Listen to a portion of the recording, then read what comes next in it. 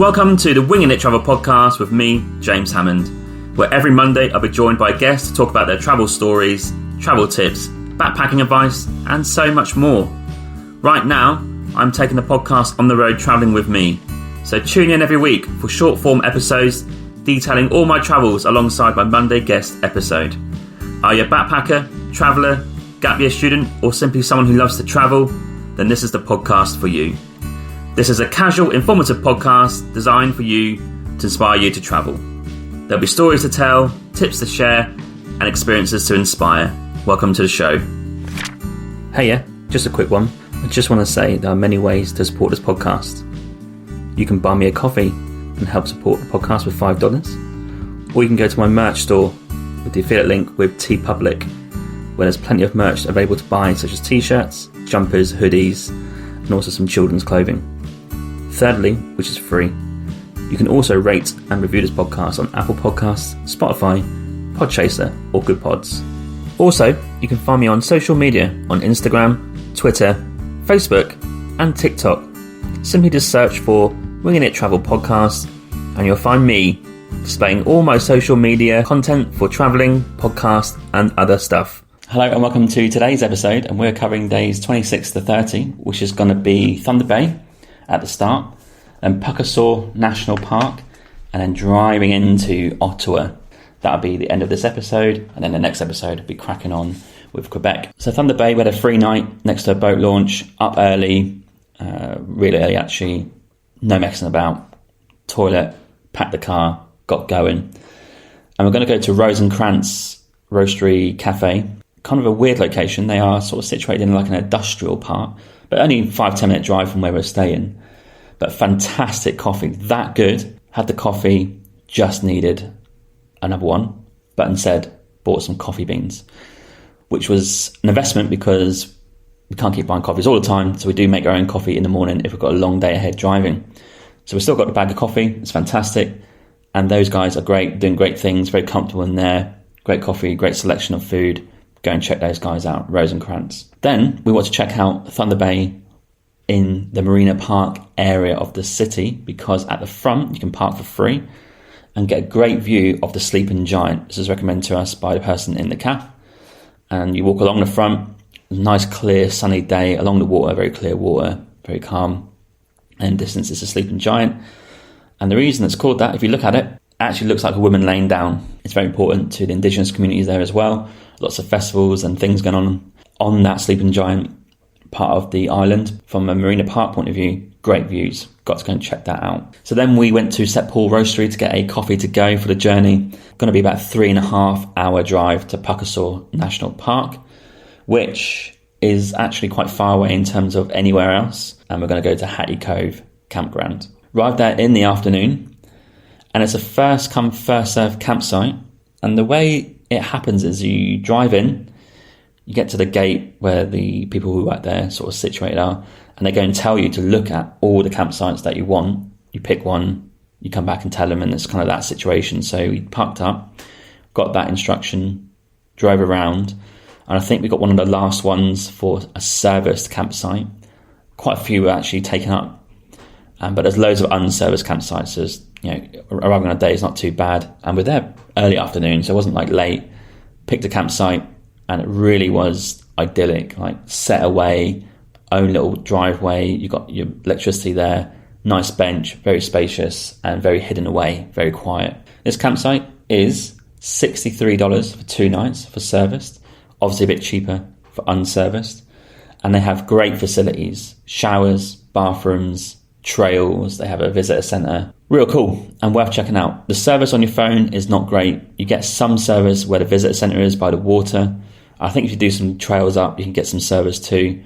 But where the campsite was, no service. But it's nice to be offline for a few days. They have a fantastic local beach right by the visitor centre. So we chilled out there for a bit, got some nice views, calm, clear water. You can go swimming if you want to be refreshed, if you like. It's quite cold. A lot of people go canoeing. We saw a boat come in as well, so very happy to spend a bit of time there, get your chairs out, have a cup of tea, quite cool. And it's great to be back in nature after the city break in Winnipeg. This campsite is located on Lake Superior, so as we're driving to the national park, from Thunder Bay. We stopped off at a great little, stop off for drivers. It's got toilets and a few benches, and it's got like a little local beach on the lake, and fantastic, sensational views, clear day, sunny day, views as far as you can see. The lake is huge, feels like you're on the coast. Unbelievable. A lot of bikers stopping there as well. It's just an idyllic area, and the campsite is set amongst that. Islands, water, viewpoints, and you're in amongst the trees when you're camping. It really is an idyllic place, and we're so happy that we came here to stay the night. The first night we just admired the local area, if you like, and the next day we're going to do some trails. So the next day in Pukaskwa we had brekkie, and then went out to do a few walks to a few viewpoints overlooking the local area. And these aren't super hard, these are fairly easy walks. I'd say easy in terms of trajectory, distance, terrain's okay. Not the best marked trails, but you can kind of work it out. We kept bumping into a couple from America who kept getting lost, and I can see why. It's not that easily marked, but not too bad in terms of terrain. So the easy trails or walks you can do is the Boardwalk Beach Trail. That's pretty easy. And the walk around the Hattie Cove Visitor Centre, that's pretty easy as well. They go up and down a little bit, but they're combined is a nice little walk. We also combined two moderate trails, which are called the Beach Trail and the Southern Headland Trail. These go further up on the rocks. Red chairs are up there as well. Go and sit in them, enjoy the views. And when you get to the top of these viewpoints, you start to see that clear, crisp blue water amongst these islands, and you start to appreciate how awesome this area is. And it was a great little walk. There's a fantastic little beach as well on that boardwalk that you can turn out into. Very calm water, you go swimming, lots of beach access, lots of sand, and very popular with locals and or people staying there with families and kids, because it's just a nice little area to hang out in. That's pretty cool too. So we smashed in a load of steps, great views, had a shower, had a nice chilled evening in nature amongst the trees at our campsite. I think this is one of the best ones we stayed at to this point, because it's just so nice to be in a great area, but also great facilities, easy access, easy stuff. We just loved it, and it's great value for the price that it costs to stay there. So to reiterate, Hattie Cove Campground is a must. You must go and visit when in Ontario. And then next morning, the next day, we're going to drive to Jeremy's truck stop. This is a 7-hour drive from this campsite. We're aiming for there because it's a good location and it's free. And we want to try and test out a truck stop. In theory, great, because they're going to have showers, probably a restaurant, a toilet at least outside, and lots of space, and probably a petrol station. It's exactly that. We arrived after 7 hours, pretty much hugging the one highway. Long drive again, we switched it up. Got to switch up on those long days of driving. Arrived fairly easy, in good time, wasn't that late, wasn't that dark. The only bad thing is the restaurant, despite on Google saying it closes at 10 or 9, it closed at 7. So it closed pretty early, and we arrived just about 7 o'clock, so we couldn't get anything at the restaurant. But we had backed up sandwiches in the cool box and fridge for the journey. But this restaurant has an attachment of a convenience store, and they have showers and toilets, and I think it's free to go and use, and obviously there for truckers. So make sure you get in there before 10, because they do close at 10. But up to that point, free to use. On this journey to the truck stop, there was one stop at Sault Ste. Marie, and we stopped off for Tim's and a coffee, probably around the late afternoon mark. Change up the journey, stop off and check out a new place. And yeah, it's right near the US border, so I guess it's almost like a border town. I think you just literally go over the bridge and you're in USA. But cool to stop off there. And from there, we cracked on to Jeremy's truck stop. Also, another moment on this road trip on this day was the halfway point on the Canadian Highway 1. We stopped off there, got the sign, got the photo. Pretty good achievement going from one end to the other, and just pretty insane to think how much we've travelled. Is it 6,000-7,000 kilometres, whatever it is at this point, and it's only halfway. Just proves how big this country is.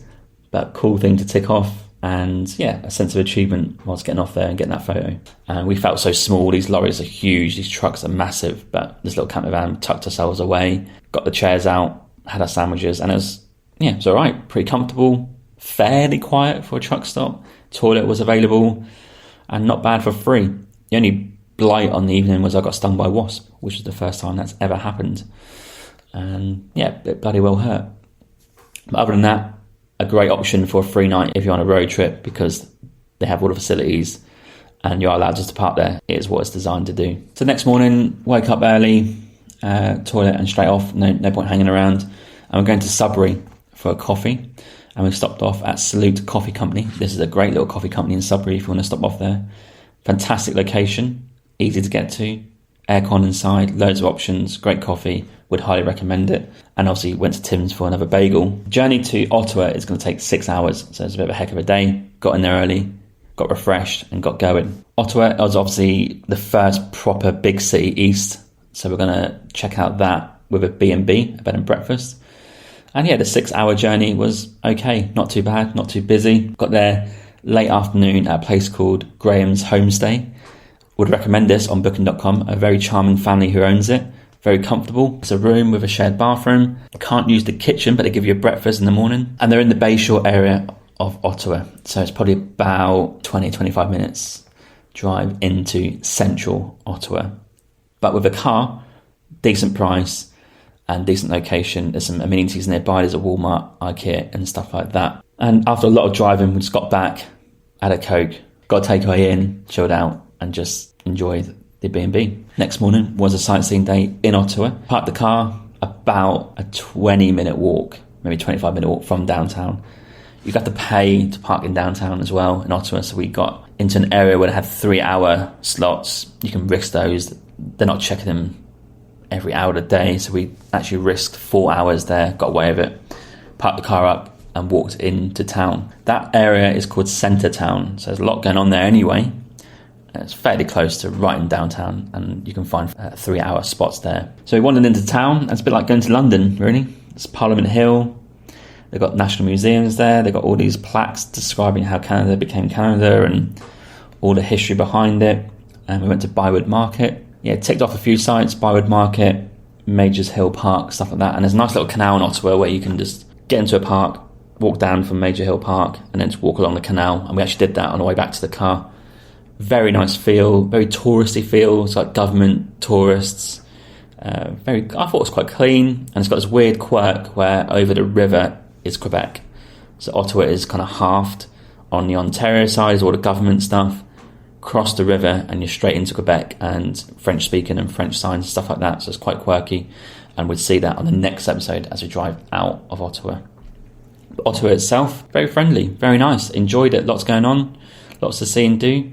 We had a classic beaver tails dessert in Ottawa. That was a classic Canadian thing to do. Very sugary, very chocolatey. And we just wandered around town. Had to get back for an interview for Rick Gazarian's podcast episode, which was out a few weeks ago. 4 hours was a lot in terms of fitting a lot of stuff in. We could have spent a bit more time, but that's a good start to Ottawa. And I did like the feel. Not sure if it's a place I'd move to live and work, but I did enjoy the ambience of the place. Canal was nice. Buildings are nice, lots of amenities. It was very nice to go and check out.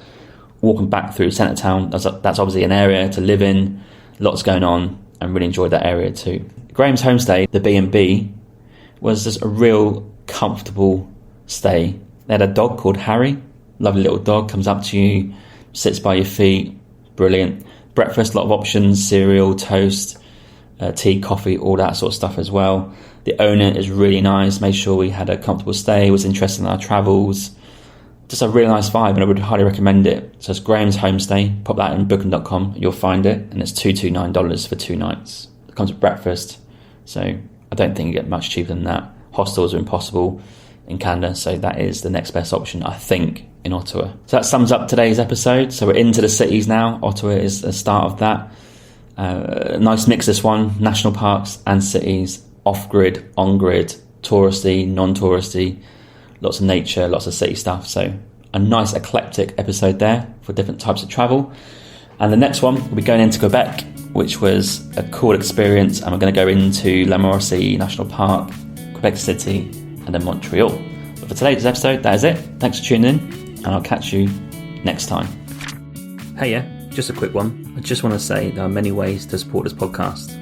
You can buy me a coffee and help support the podcast with $5, or you can go to my merch store with the affiliate link with TeePublic, where there's plenty of merch available to buy, such as t-shirts, jumpers, hoodies, and also some children's clothing.